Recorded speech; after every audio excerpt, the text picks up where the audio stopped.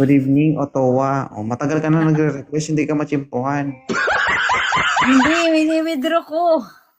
Anong wini-withdraw mo? Pinasok ko nga tapos i-withdraw mo? Plus usapan yun ah. Nahiya tuloy ako. Bakit ka napaakyat? Bakit nga ba pala? Wala, gusto lang kitang makausap ulit. Baka masabon kita mamaya. Huwag mo ko sabihin na. Naliligo ko lang. Okay na, wag mo na akong sabunin. Okay na. Naligo ka na. Pasok ko ulit, huwag mo withdraw. Okay? Bakit ka natawa? Walang luwaan, ganon. Siyempre. Hindi ako ready to na. Wait lang. Hindi ko na... Alina, nakapantulog na ako. Go na.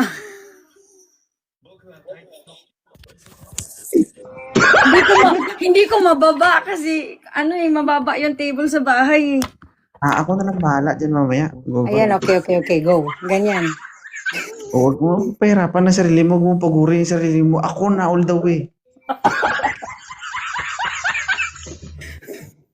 Ottawa, nasa Japan ka, di ba? Pupunta ka? No? Single mom ka ba? Ha? Single mom ka? Single mom? Oo. Mm. Single ka? Ilan taon ka na? 35. Wow, congratulations. Grabe, talaga ang sakit nun Wait lang. May anak ka? Wala. Single mom, hindi nga anak pa kayo. O kaya congratulations eh. So ano gagawin natin dyan kung di mapakinabangan? Hindi, napapakinabangan ko naman araw-araw. Sige, medyo paiksiyan mong kuko mo ha. Oo. Kasi gastos yan kapag nasugat. Ay, hindi naman to. Mayroon namang binibili lang dito eh. Yung... Yung gumaganon. Uy, baka wag mo ko isama sa mga post Wala ka, patay ka.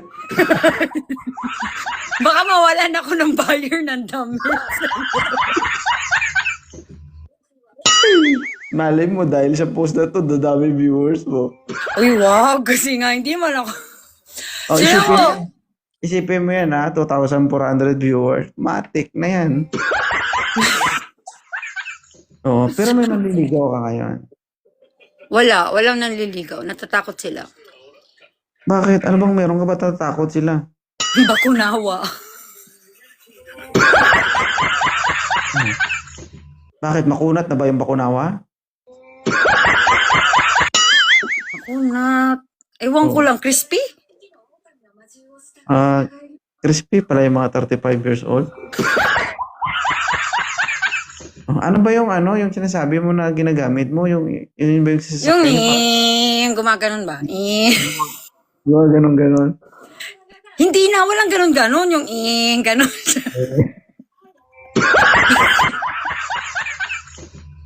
Sa Pilipinas, yung ganyan, barina? Uy, malaki yun.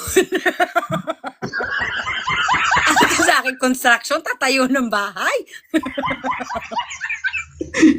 Barina. Kanina wala pa akong sipon, tapos pinagpawisan ako. Yatay ka. Para tuloy nagbiko yung mukha ko sa kakahiyan. Sa Pilipinas kasi, di ba? Barina kasi sa amin dito. Meron ding barena dito.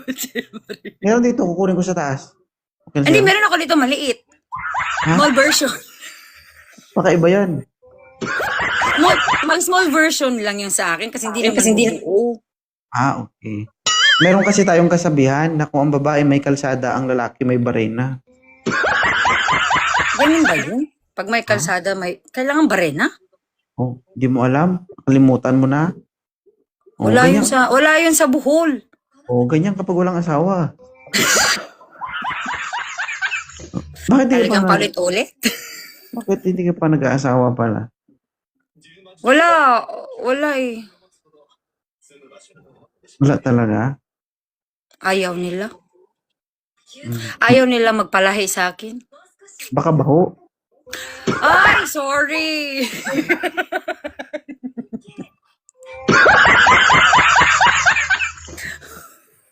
Hindi naman. Hindi naman. Teka lang. Mabango. Ah, Ano ay, strawberry? naabot pala ng ilong mo yan, no? Alam mo, naku-curious ako. Paano kaya maglinis, no? Kasi ang haba naman ng kuko. Ano, tapik lang. Uy, hindi. Paano? Meron kasing ano. Kukunin ko pa sa banyo yung panlinis. Wait lang.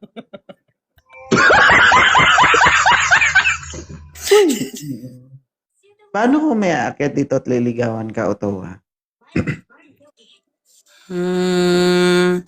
Kita mo? Wala pa nga umungol na.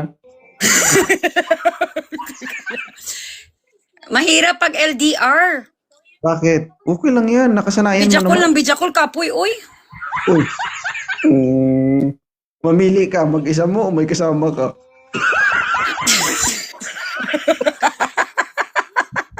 Mag-all by myself muna ako. Wait lang. Okay. Ay, Ano? Ginoo ko, Lord, Santa Maria. Ano? Bito, nasanay ka sa akin 2.0 no tumawag ng Otowa, no? Sa kumpanya kasi tong name na to. Ay, ganon? Mm. Ay. Mm. Oo nga. Ngay, hindi, aakyat sana ako ng ibang, yung gamit ko yung private ko. Kaso, di na lang ako umakyat. Bakit naman? Makikita mo ako agad pag umakyat ako dito kaysa doon umakyat ako sa private ko eh. Paano pala pag nagla-live selling ka? Di ba nasa Japan ka? Dito lang sa Japan. O, paano mo ipapadala yung ano mo? Kung may LBC sa Pilipinas na magpapadala buong Pilipinas, meron din kami dito sa Japan, nagpapadala dito sa Japan. Mahal ang shipping. Hindi, mura lang naman Japan to Japan. Hindi, pag Pilipinas. Hindi ako mag-ship ng Pilipinas. Maliban na lang kung ang isi-ship ko is nawags ka talaga. Napisti ka talaga ba? Hindi ka naku-curious ako, di ba? Sabi ko, paano kaya pag ano? Hindi naman, pag damit, dito lang sa Japan. Pero pag alahas or Monjaro or something, paano? Nag-aalahas ka? Pwede mag-customize? Bago na karoon lagi. Ano i-customize mo? Pa-customize na ka lang. 2.0? Hindi, ulo-ulo ng bao-bao. Matagal na akong di nakakita ng ulo-ulo. Piki yung nakikita ko ngayon.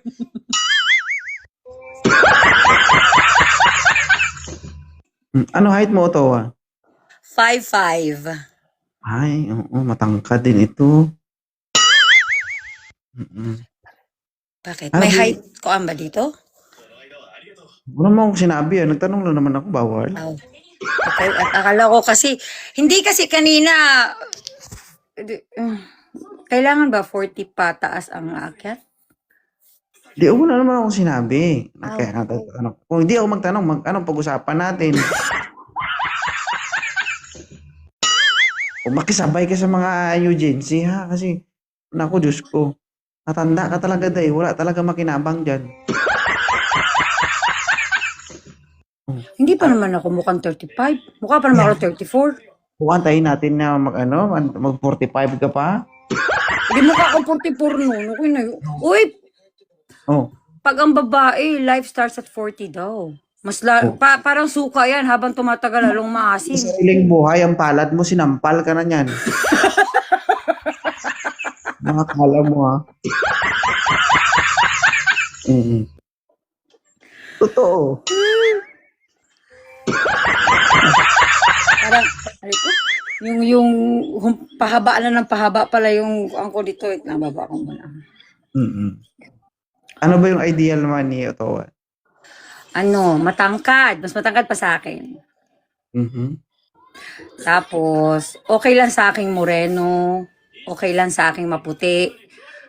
Ang mahalaga, kahit mukhang taga-akyat na ng lubi, okay lang sa akin.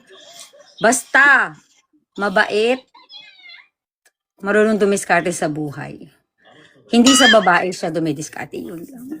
Okay. So, Ottawa, at the age of 35 years old, 35, tama? Mm-mm. Okay. At the age of 35, nakailang boyfriend na po kayo? Ako, 6. 6. O alin doon yung pinaka-paborito mo sa 6 na yun? Hmm. Nahirapan ako, di na maisip. Ano?